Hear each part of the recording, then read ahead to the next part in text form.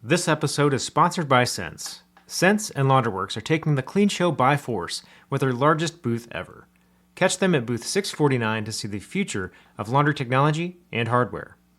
The Sense and Launderworks booth will be showcasing all of their latest products, top industry speakers, and some surprise hardware. Don't miss out on exclusive Clean Show pricing and discounts available.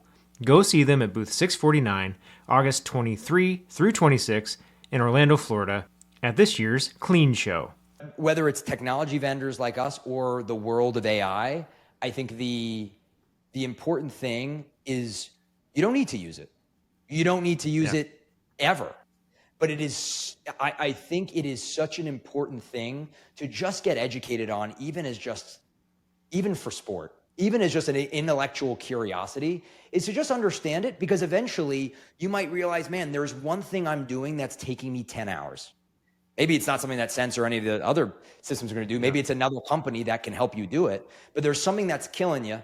And if you used AI, it could be helpful. It could be writing an email. It could be marketing copy. It could be writing a letter to a business that you want to buy. We've seen that be a really successful strategy for people to find stores. But you don't know exactly what to hit on and how to, use it as your friend, as your peer, as your partner, but at least get educated on it and what it is. And what it's meant to be, and then how to use it responsibly, and how also to question your vendors. Hey everybody, welcome to this episode of the PlanetLaundry podcast. I'm your host, Matt DeWolf. This is the podcast where we're going to bring you the phenomenal stories of the people in the laundry industry, and we've got a great one for you today. We're going to talk a whole lot about a topic that has been really kind of on everybody's minds for a long time now, and that is artificial intelligence. And to do that, I'm not going to talk about it because you all might fall asleep during that process, but we've got some really interesting theories and opinions and stories to share with Alex Jekowsky, co-founder and CEO of Sense. Alex, welcome. Thank you so much for having me. Excited to chat. Alex, this is going to be really fun. I'm super pumped for this because anytime I get the chance to talk about technology and the impact it's having on an industry, I'm here for it all day long. So let's get going, shall we? Let's do it. All right. So obviously, we got to back up. How did you get into this industry? Where did you find the dream to be in the laundromat industry? You know, I think it's funny because I think my story is similar to so many operators. So whenever I'm able to talk to our customers or prospects on a sales call, that's the first question I always ask them.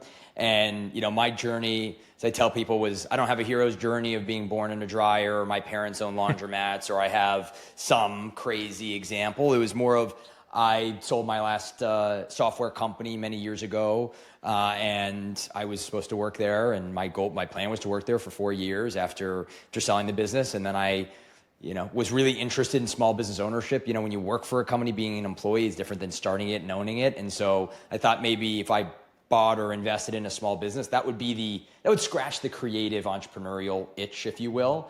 And so I looked in the hospitality space, maybe at buying a bar or a restaurant, something like that. And sounds fun until you talk to people that own bars and restaurants and realize that it's it's fun to invest in it if you don't care about losing all of your money and buying a full-time job. If you're not looking to do that, maybe not the best investment.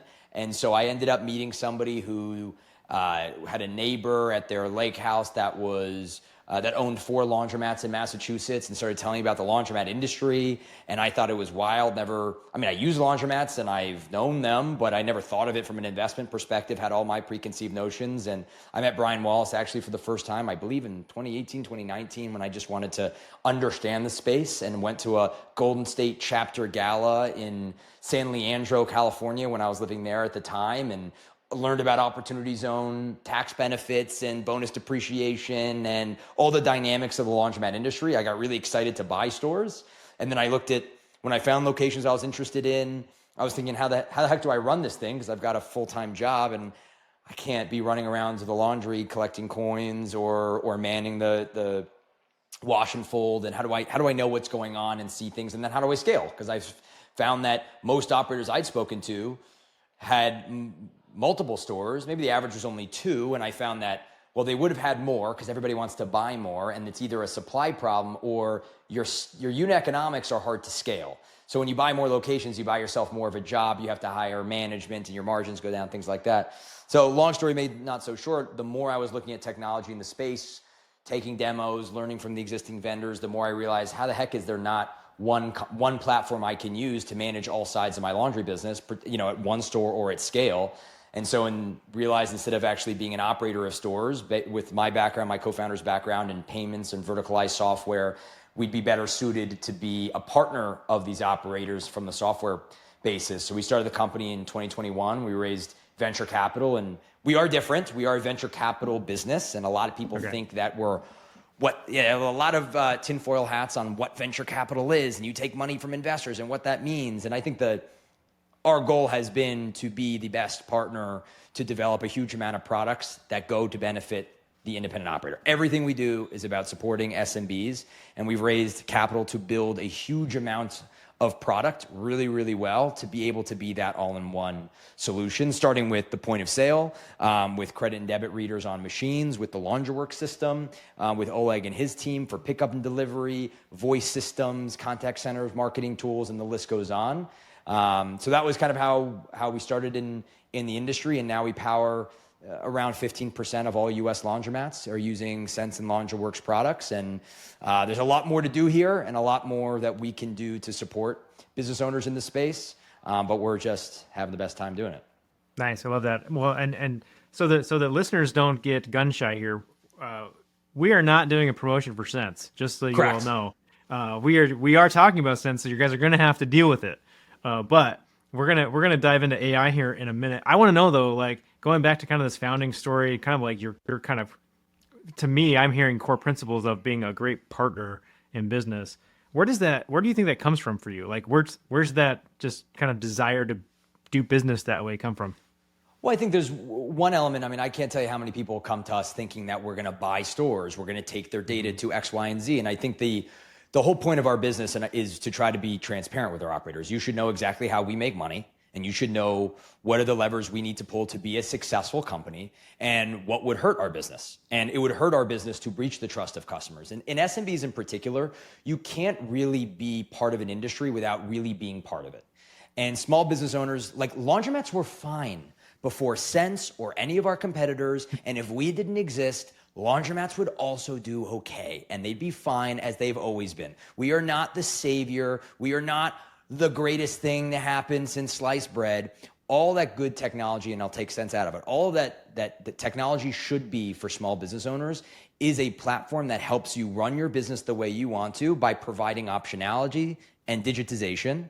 And then it's our job to earn your business every month and do things so you don't have to. We'll focus on AI and technology tools so you can focus on doing things that are going to grow your business, finding new customers, creating best experiences, scaling your business, either raising money or not, buying new stores or not. But that's what I think technology should be. It should be your fractional business partner that's helping you scale.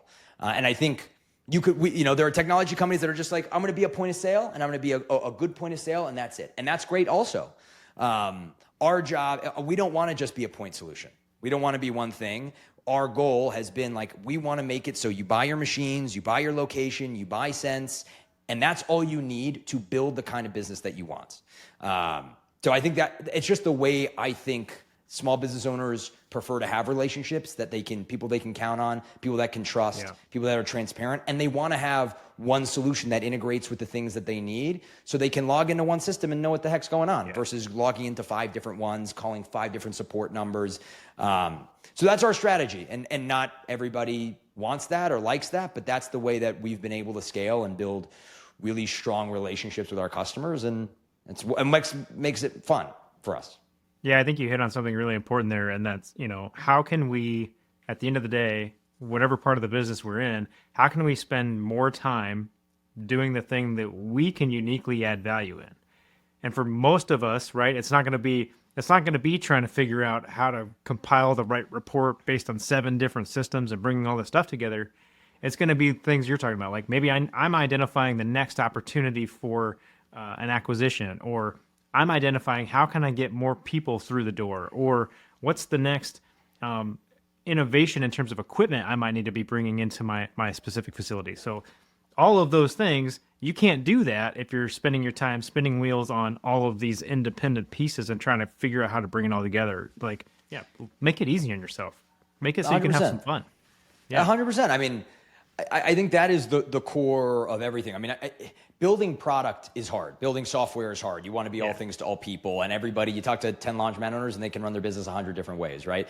But I think the best way that we've been able to build product, my advice to other entrepreneurs and founders building technology, is product roadmap when you're working, particularly with small business owners, is actually quite simple. Because all you got to do is listen to how they're running their business today and what they wish they could do. And if you just listen, then we're not geniuses. We're not rocket scientists. And, like it's not so challenging. All you got to do is listen to people and build the things that they want. And that's what has driven 100% of our product roadmap. We launched our phone system because we talked to so many operators who were using call centers or phone calls going to their phone and they're missing them. And they said, man, if that could be something that you could help us with, that would be great. So now we know something that we can build of value.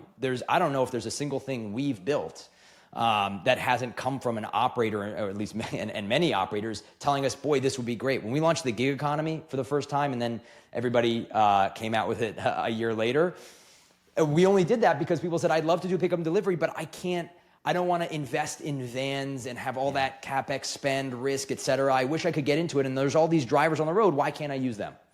Right? So there's, the execution is the hard part, but just listening to what a business owner needs is the fastest way for you to build a great relationship with them, to build a customer relationship for them wanting to use your service, and to build lifetime value and strong retention, because it's just like a laundromat owner.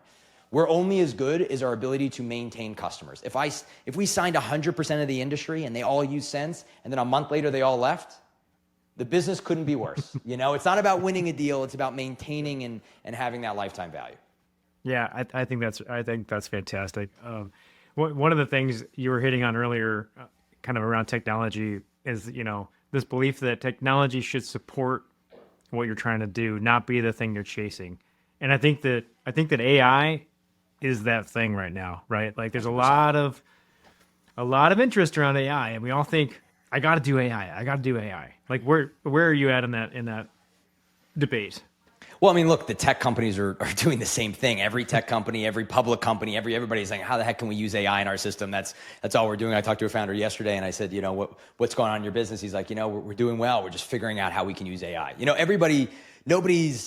There are a lot of people using it really well, but it's a new thing that we're all figuring out. But I think you hit on it well earlier when we talked about, technology is meant to enable you and do more. I think one of the cool things with AI that's happening now and the big shift is, companies like Sense, but other tech companies, what we've been trying to do is build software that makes it so, and great user experience design and flows that make your relationship that enable you to use the computer or tablet better.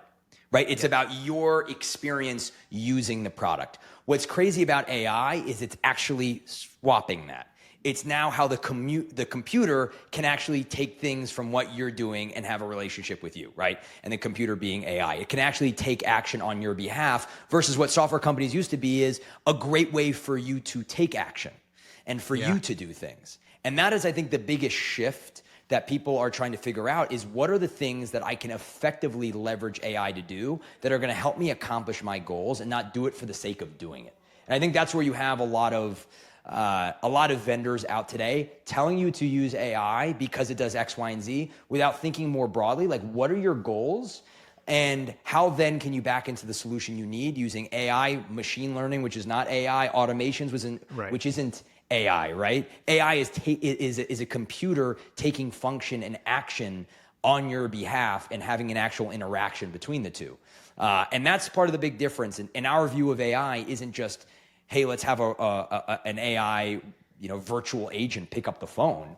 It's actually, again, interweaving between products. And I'll talk about Sense Assist and how we've built that infrastructure, but we think of the same thing internally. How do we do QA of code without just engineers reading code and making sure that there's no bugs and it's written of quality? There's AI tools that we can leverage to do that. So it's stuff that we look at internally. How can we improve support? How can we triage feature requests and bugs? How do we, from an efficiency standpoint internally?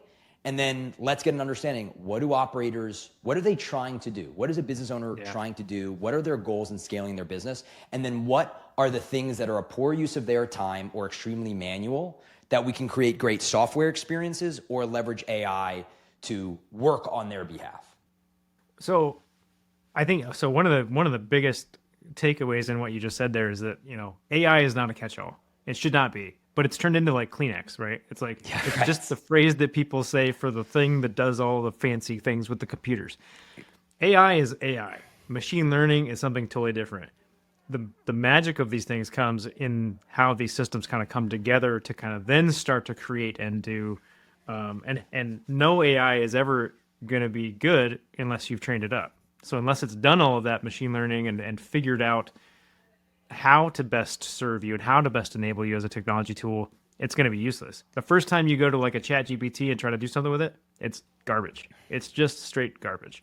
100%. I mean, you said it, it's training. It's getting to know you and what your preferences are. So if you say, AI, book me a seat on this plane, if they don't know where you like to sit, then what you just did was have somebody do something for you wrong because they didn't get what you needed.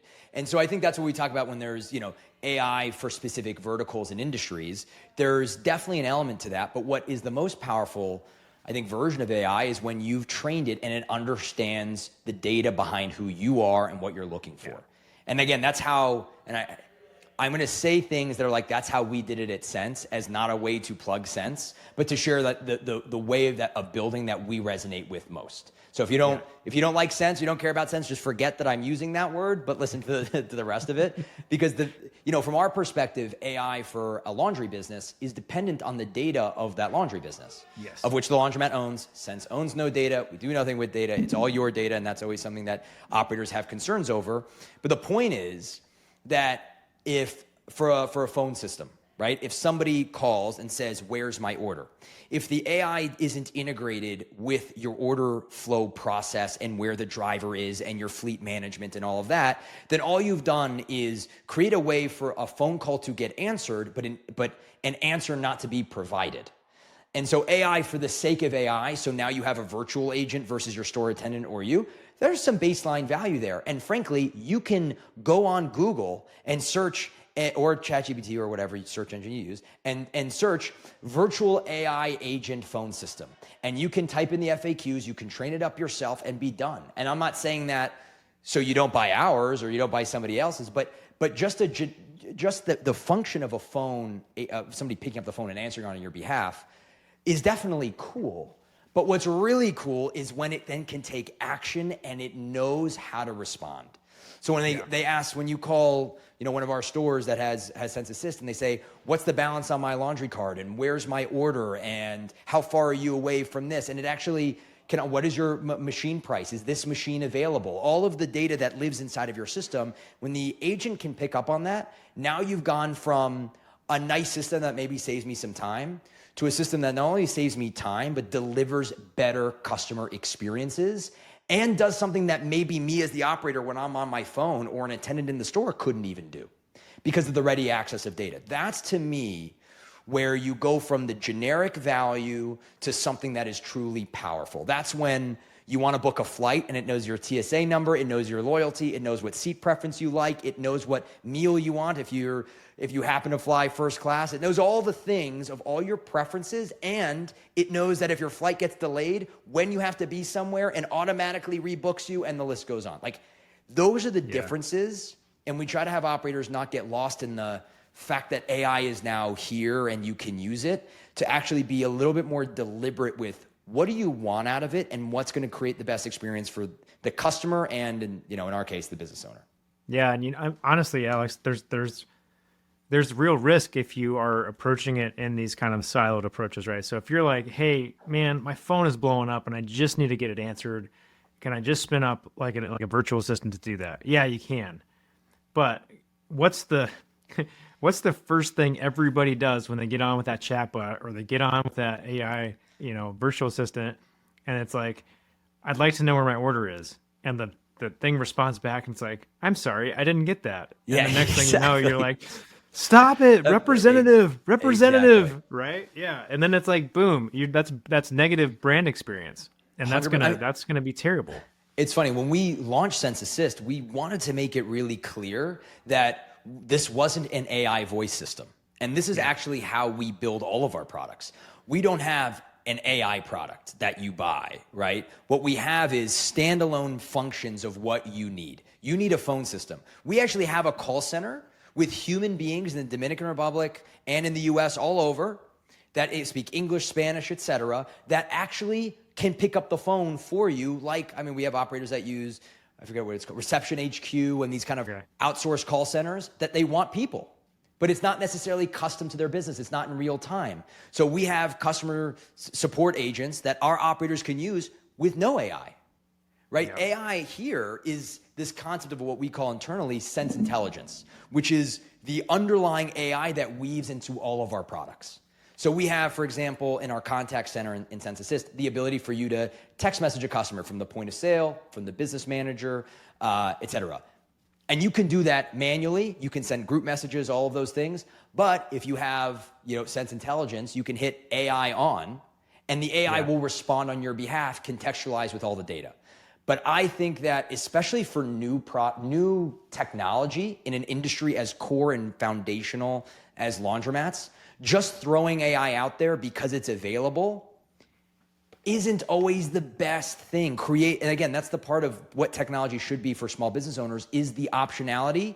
And we're not trying to revolutionize. If you were never having a virtual agent before, and we want to make sure that you have an ability to actually say, I don't want a virtual agent. I want a human being. Oh, great. We're going to have that option for you until you feel ready that you want to try the world of AI, because everybody's going to be ready at different times, and you need to guide operators to make sure they're using the tools in the right way and getting the right kind of value.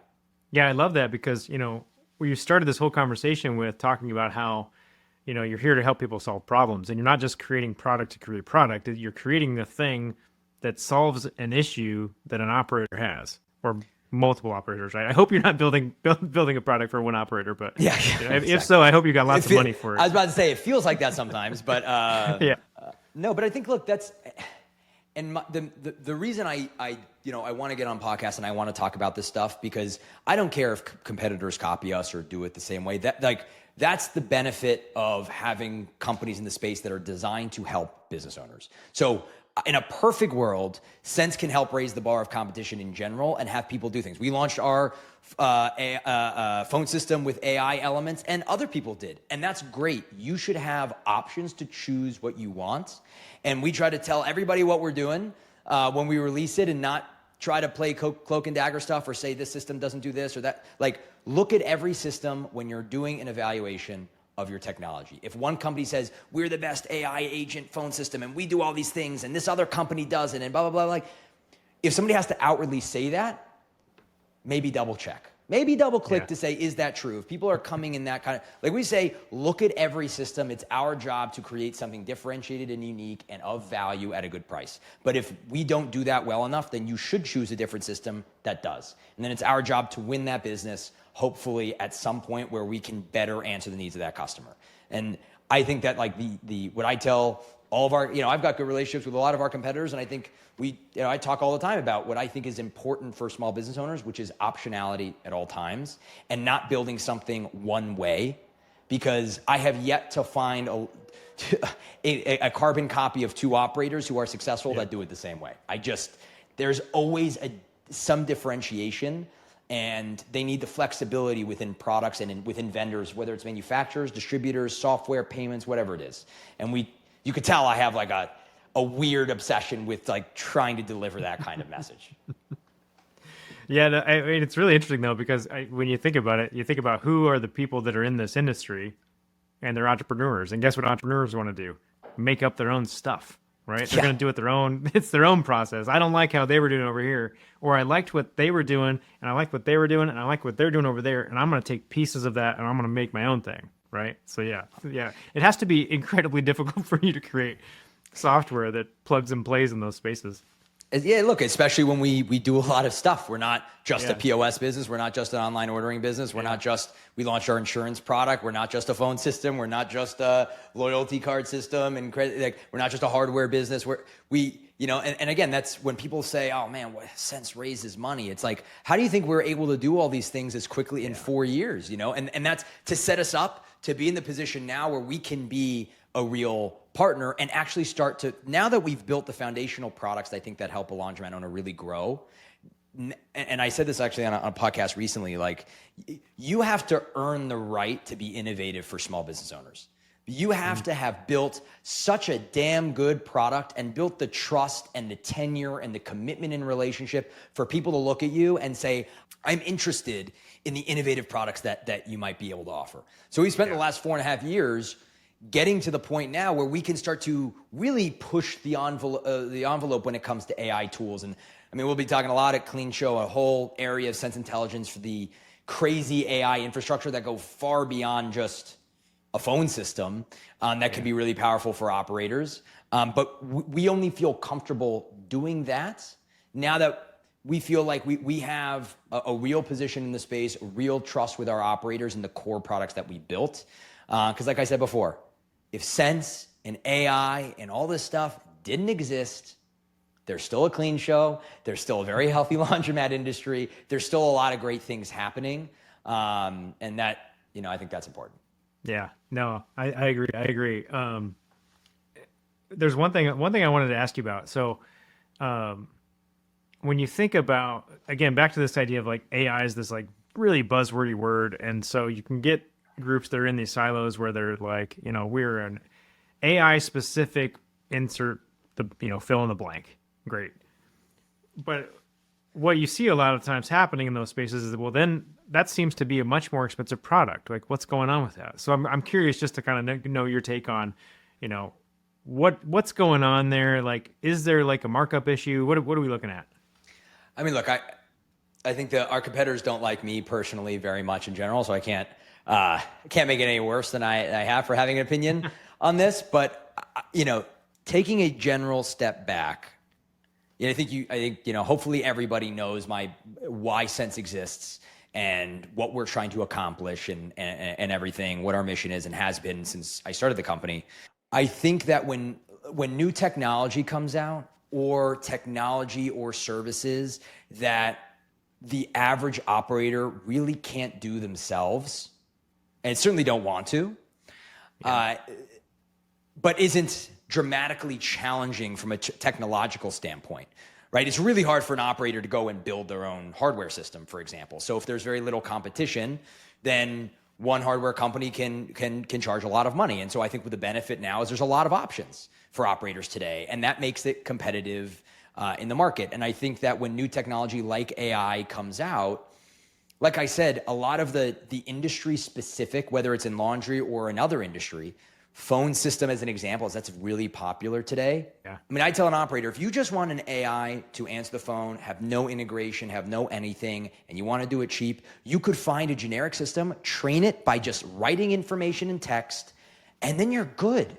It's not hard to do, because AI, with all the hundreds of billions of dollars, maybe trillions of dollars going into investing in AI for the average person to utilize, it's becoming more and more ubiquitous. It's becoming more and more possible for the average laundromat owner who doesn't use technology and wants just a really basic solution to go out and get it themselves. And so, but my main message is to operators, like, buy whatever system from the people you love and trust, and that's great. Just make sure you've taken the time to really understand what's out there generically, and then what are you really looking for from a value perspective from an industry-specific system. And I think that's more of the message that I have about, are people marking up? Maybe not. Maybe the value is what it is. Maybe we mark down too much. But I think in general, we just try to implore operators that don't listen to the Facebook forums, don't listen to the one call or text or the one demo. Just a Google search and take a couple calls and do some comparison. Because that's also from a company perspective. If you say, Alex, I'm not going to go with Sense because of X, Y, and Z, my God, was that helpful? Because now we can build a better product, right? So anyway. Long answer to a short question, but. Well, no, but I mean, like at the end of the day, everybody's got to make their own decision, right? They're running a business. They got to decide what they want to do, what's most valuable for them, what's going to be the right fit for their specific use case. And honestly, like to your point, you are probably a little cheaper on some of this stuff because you want to be, because it's part of the business mindset to get people into the ecosystem. It's like what Apple does, right? You get them into the ecosystem and they love it and they're finding value all over, and you have lifetime customers. Yeah. And by the way, when they don't find value, they might leave. And that's what we work. That's why most of our business is all about recurring revenue for us and subscription, and that's what we're going to be announcing at Clean, a huge memberships product. We have obviously for Watchful, Pick 'em Delivery, but some more really cool ways to use memberships. And we tell operators, hey, launch memberships because that's recurring revenue, which when you sell your store can trade better, right? But that's a stickier customer, but they can leave if you don't do the right thing. So it's you build a different kind of relationship with your recurring customers because you realize that every month I got to win that business and I got to earn it over time. And I think AI is another great example of this where, I did a talk at Excellence, a panel where we talked about data in the world of data and how important it is for operators. But I think that when it comes to new technology, especially for small business owners, especially for industries like laundry that are without technology still pretty good, pretty great investments, people get very nervous and build their own preconceived notions from what they've read on Facebook or a news article, a story they heard, a person they know, and it gets them very nervous about the concept. And by the way, at Sense, I've heard every conspiracy theory on the planet of the kind of business we're building and who I am and what our goal and all these things. And there's only so much I can respond to in a single day on a Facebook threads. But whether it's technology vendors like us or the world of AI, I think the important thing is you don't need to use it. You don't need to use it ever. But it is, I think it is such an important thing to just get educated on, even for sport, even as just an intellectual curiosity, is to just understand it, because eventually you might realize, man, there's one thing I'm doing that's taking me 10 hours. Maybe it's not something that Sense or any of the other systems are going to do. Maybe it's another company that can help you do it, but there's something that's killing you. And if you used AI, it could be helpful. It could be writing an email, it could be marketing copy, it could be writing a letter to a business that you want to buy. We've seen that be a really successful strategy for people to find stores, but you don't know exactly what to hit on and how to use it as your friend, as your peer, as your partner, but at least get educated on it and what it is and what it's meant to be, and then how to use it responsibly, and how also to question your vendors. We say the same thing on data. Yeah. Question your vendors on how they're using AI. And the other thing I'll say is, if everybody's using the same models and training on the same models, that becomes somewhat ubiquitous. Like, the responses are going to be pretty similar, right? That ends up being, so we all try to train it and do this, but that's why we are looking at investing in building our own models and doing that can be unique to how we can serve our customers. But it ends up just being, instead of having the preconceived notion of what a company is trying to do, who they are, what is AI? AI is out to hurt us. It's going to take people's jobs. It's going to do all these things. Just learn more about it so you can either be even more validated in that opinion, or maybe it changes your perspective. Yeah, I mean, I think that's education is huge, right? Because it's like anything else. You either need to be ready to pivot, right, what you're doing, so that you can adapt to it, or you need to know that if you believe that AI is going to ultimately, heat up the earth beyond recognition, well, at least you know that's coming. At least you know it's coming. Exactly. And look, I think this is why things like this, what you're doing with PlanetLaundry, with CLA, I think it's important to just be having conversations and asking questions. And my goal, whenever I do a talk or do something like this, it's not to get anybody to sign up for Sense at all. It's, to your point, it's about the education and resources. I think another thing on the vendor side is, a lot of the vendors that offer things like this are not technology companies. They're not technologists. They're not engineers. They're not builders. I'm personally not. I'm a half decent product person, but I'm not a coder or an engineer. So I've learned from my team to reinforce my opinions on it. But I think it's, this new world of AI, where now computers can do things for us versus us having to do things inside of computers, to break it down in its most simplistic form, will unlock so much efficiency. I think in the laundry industry, it's not like AI is going to, maybe there's a robot that's going to fold some clothes, but that's a long way away. And I think hopefully can be helpful, but it's a long way away. And laundromats are, I think, generally impervious to anything that AI can disrupt. The margins might be able to increase, and we might be able to do greater volume and reach more customers faster and have greater efficiencies on marketing and all of that kind of stuff.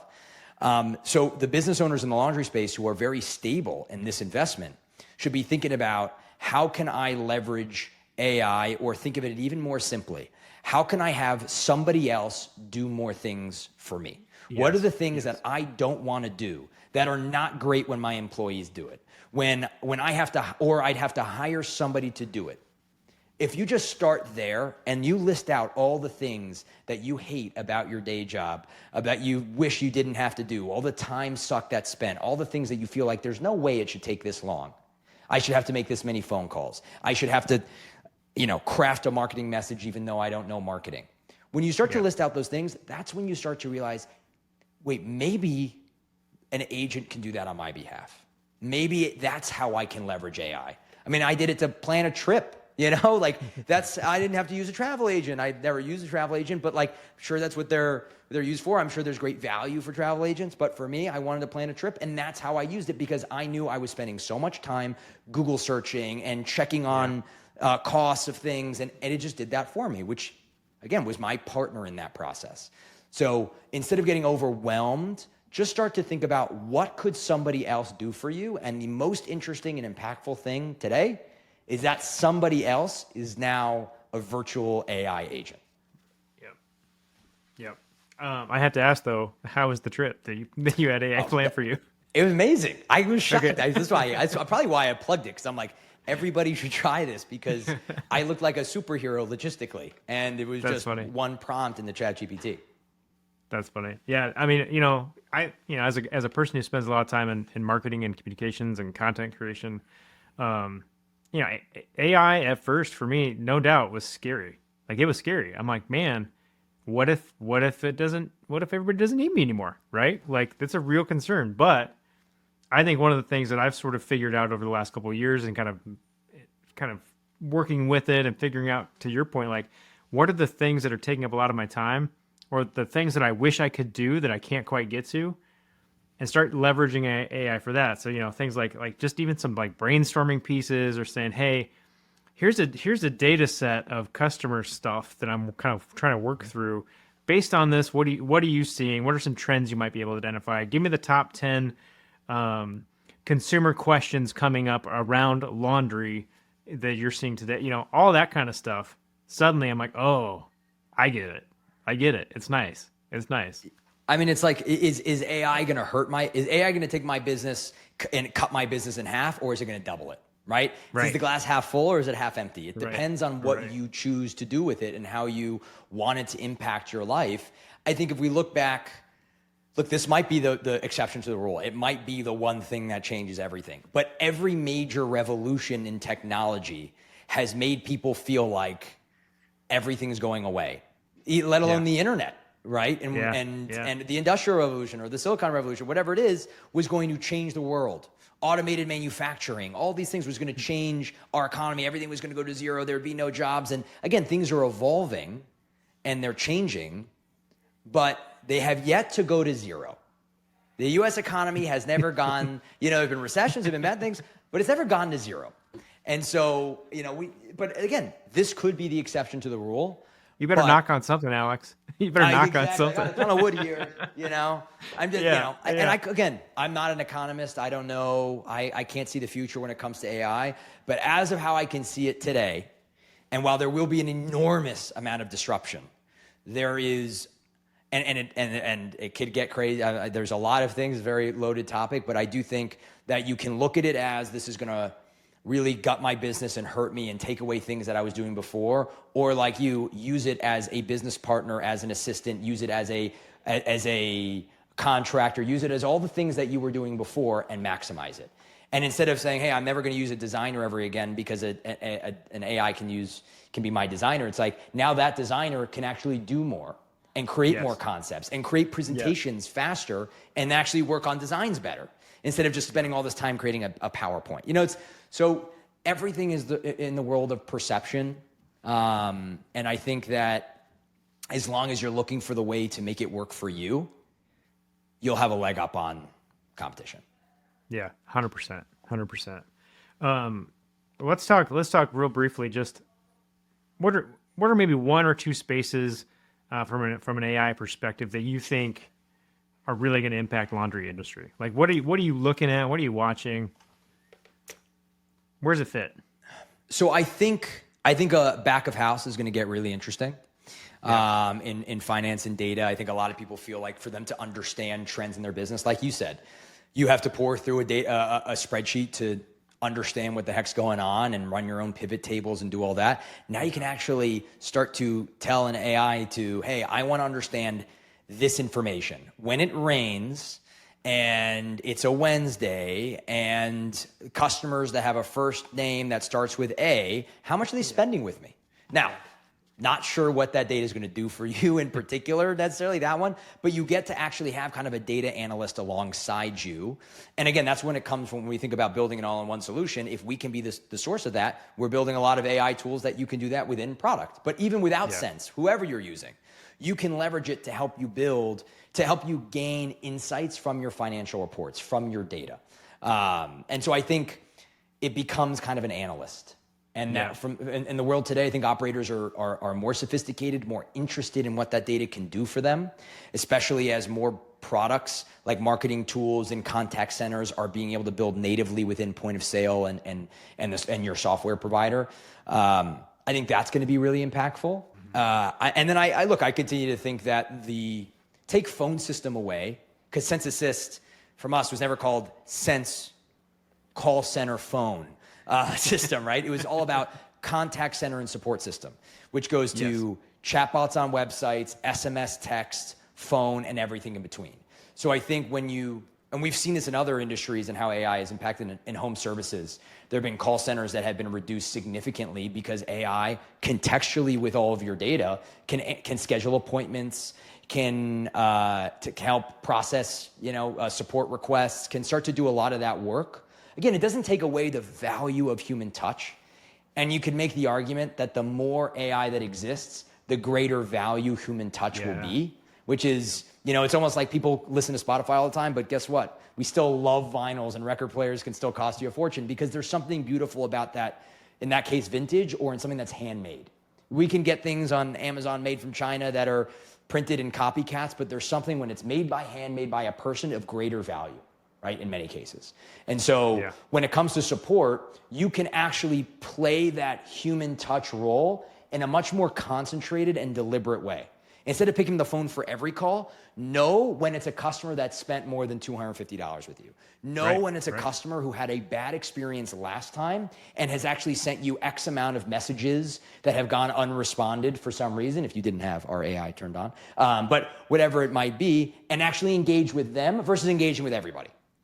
I'm not saying that that's the best thing for you to do, but I think that's on the way that a way that you're able to create service and experience and support for your customers is one side, and then the way for you to actually understand their behavior and the trends. So when you're entering a new market, when you're buying a new store, what would you have done differently using that data from your last store to your new one, or anything like that? And what I love to do is just like you do with your AIs, start just asking questions, right? I do this every day. So this is where it's easy for me to, off the cuff, just come up with random data points and things.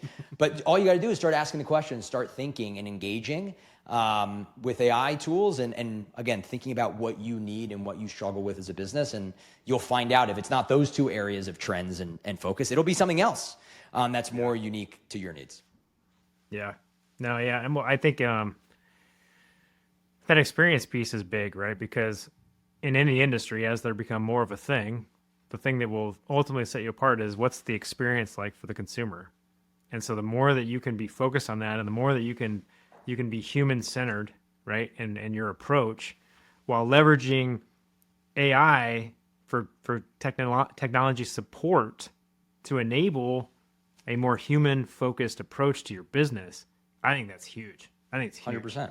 And it can make you look like a more mature, real business. I mean, I know at least my first company, and in the startup day, my first business, when we're having support, it'll show all these people on support that you can respond to, but it was just me behind a keyboard. Like that's the whole thing. And so AI can actually create a maturity and a more like enterprise level experience you can create with your customers much faster and earlier without massive amounts of investment in that infrastructure. Like I said, the beauty of it is an operator doesn't have to do any of these things, and they'll be fine. But it's about what can you learn and leverage, depending on the business you want to build, depending on the lifestyle, depending on all these things, where tools like this can really make a difference and can create that human-centric approach, maturity in the business. And when we think about pricing, I mean, this is a big topic in laundry all the time, which is how do I... What about pricing? Am I too under? How can I raise prices? Is it right to raise prices? My message is, if you are creating a better value experience in product, then raising prices matches the value. If you don't do anything in your store and you change nothing and you just jack up prices, that's a harder thing for your customers to deal with. I've heard stories of an operator who bought a location that was pretty run down, didn't even retool, but just cleaned the machines, new face plates looking things, and cleaned the floors, added new lighting, plants, things like that, raised prices, and customers said thank you. Like it is a real thing because they know you're investing in it. Yeah. And so they feel like they're getting a greater service. Laundromat A and Laundromat B could be 2 miles from each other, have the same equipment, the same layout, the same payment system. How do you create differentiation? It's all about the experience they have with your product. And for Sense, a card system, a POS, an online ordering system, a marketing solution, a phone system, maybe it becomes all ubiquitous. Maybe the same colors, the same buttons everybody has. The only thing that I feel confident is the culture of our team, the energy that we bring, the service that you'll experience using our product. That will be unique. That is not replicated. And I think for laundromat owners, if they're worried about, somebody's going to come in and look who my customers are, and a laundromat owner is going to try to figure out my information and data and this and that, it's like, hell, you build a great experience for your customers. That's what I love about the industry. The retention is really high.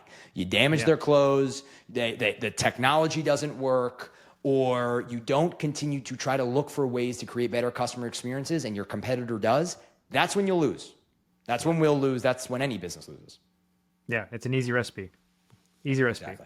Exactly.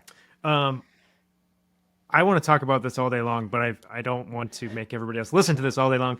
But I do want to give you just a chance to tell us a little bit about kind of what's the future look like for you? What's Sense kind of looking at tomorrow? I think, like I said, like our product roadmap, how we think about things is continued communication with operators to understand after you have all of our products, what else do you need to do to run a successful business? And our eye gets turned to just the everyday operations that you need to function in. And how can we do that? Insurance is a great example of that. Some really cool financing products that we'll be talking about at Clean Show that are designed to be helpful for our operators. And we're continuing to invest heavily in support across all of our products as we've scaled continue to scale super fast. It's always playing catch up, right? We hire enough people and we continue to grow. We hire more people, but we try to stay lean as a business as much as we can. It's really trying to, from a product perspective, continue to double down in the space. We obviously acquired the LaundryWorks product about a year and a half ago, and there's a lot of things in partnership with their team that we're trying to invest in more pretty aggressively, not just support, but overall new products and things like that. We'll be talking about a Clean Show. But I think, for the benefit of our competitors as much as the benefit of our customers, like our roadmap and goals and plans are pretty damn transparent and consistent, which is to build the best damn products individually, to win customers and keep them for forever is the goal, and to power as much of the industry as possible, because the more customers we have, the more value we can generate with future products that we develop. And there's a lot of things that I won't say here, but a lot of exciting things that economies of scale really can deliver. And there has never been a company with a direct relationship with customers. Of course, we still use distributors and we invest heavily in the distributor motion. We love our distributors. So when I say direct, I don't mean anything that's not working with continued investment in distributor relationships. But to have real relationships with our customers, I think puts us in a really unique position to be able to do more for them. And I think the security our customers know, if we fall out of line, we don't do something right, they can leave. And that's why we have to analyze every single thing that we do to make sure that it has to be anchored on, is this the best thing that helps a small business owner, that helps an independent operator? If it checks that box, then we can start to evaluate it and see. If it doesn't check that box clearly without any room for error, then it's not something that we will do. So maybe a slightly ambiguous thing of like what's ahead of us today, but I'm really hoping a lot of people come out to the Clean Show, not just for us, but to look at all vendors, look at every vendor, then come to our booth and do your own comparison. But we have a lot of really exciting products that we'll be highlighting there. We'll have a large number of our team members there that people would love to meet. But we just feel like there's an incredible momentum right now for ownership in this space, which has some negatives, but mainly positives.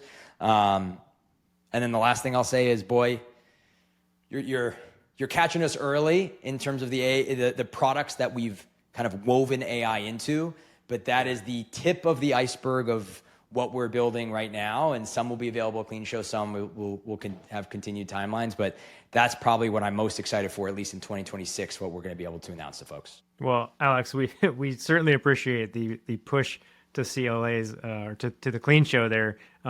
Hey, also come by and see us at the CLA space as we're at that show, because we're gonna have some stuff to announce too. But I can't say anything more about that. So there. See, I've got something. And get a CLA membership. Absolutely, everybody should have a CLA membership. Yeah, support your association because we do hard work for you. You can't get off the hook that easily, though, Alex. I do have one last question for you. I like to ask people from time to time, what's one thing that we can do today that's going to make us better tomorrow? And that can be something that's business related, personal related. You can tell me just about anything. But I like leaving people with one quick thought. I think that I think the thing that can make us better today is more interactions outside of the keyboard and the screen. And I know that's like maybe a very maybe not so thought-provoking, but I think so many people find out information digitally, from forums, from groups, from news, from this and that. And I think that you gain so much, and this is why we try to have such an in-office culture here at Sense, but you gain so much from learning about people, not just what they're about, but what they're, who they really are when you get to engage with them in person.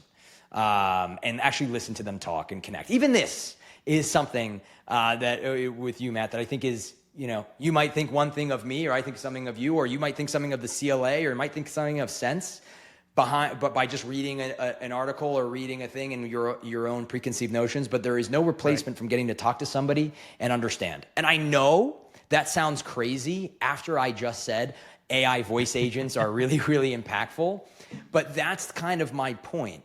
The point is that all of these things are going to be crazy valuable tools for you, but it never gets rid of the importance and value of talking to somebody.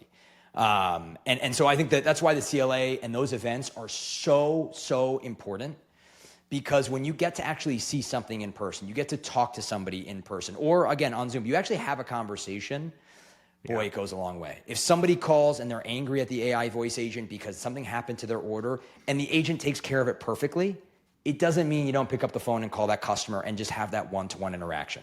And so I think if we all did that and had more substantive conversations and asked more questions, I think we get a lot more answers outside of the things that we might put together ourselves. So maybe that's too kumbaya high level, but I think in the world, when we talk about AI, we talk about all these amazing things, there still is no replacement for that. I could not agree with you more, because I think, we do a lot of these kinds of interviews where it's remote, but nothing will ever replace the value of a face-to-face conversation, because it's just how we're created as humans. We're built for it. We're tribal by nature. We want to be around people. We want to create relationships. And the best way to do that is to, like you said, go to all those events, get face-to-face with people, have a conversation, because there's stuff that comes out that just can't come out in any other environment. So yeah, I think that's super powerful. 100%. I mean, it's like college, right? I didn't finish college, but it's like when it's going to college. So not just for what you'll learn, but the people you'll meet and the experiences that you'll have. It's an event. And look, Zoom does its job. Like, it's great to meet you, Matt, and get to connect with you here face to face. But I'm looking forward to more meeting you in person and continuing this chat at Clean Show. Yeah, absolutely. Absolutely. Well, Alex, I got to say thank you for spending so much of your time with me and just kind of sharing a little bit about what Sense is up to and your kind of perspective on AI and what that's doing to the laundromat industry. Well, thank you so much for having me. And like I said, I knew we'd have no problem filling the time. I just hope some of it was valuable to somebody who decided to torture themselves and listen to me for this amount of time. And hopefully this will maybe inspire conversations you might have with somebody might have with their business partner, with their kids, with somebody on what more can they do with AI. And maybe everything I said they find totally wrong, but that's great, because now you'll be interested in finding out more reasons why you're right. But thank you so much for having me. This was a lot of fun. Hey, nothing but value all of the time. That's what we're here for. Amen. Amen. Awesome. Hey, if you all are listening to this or watching this, wherever you might be, just make sure that you subscribe in your platform of choice so you never miss an episode of this podcast. And if you've got questions for us, let us know. Topics you want to hear about, let us know. Or stories that you think need to be told, you got it, let us know. Until next time, go out there, have a real conversation with a real human. Both of us on this show today were real humans, I can guarantee you that. And friends, we will see you real soon.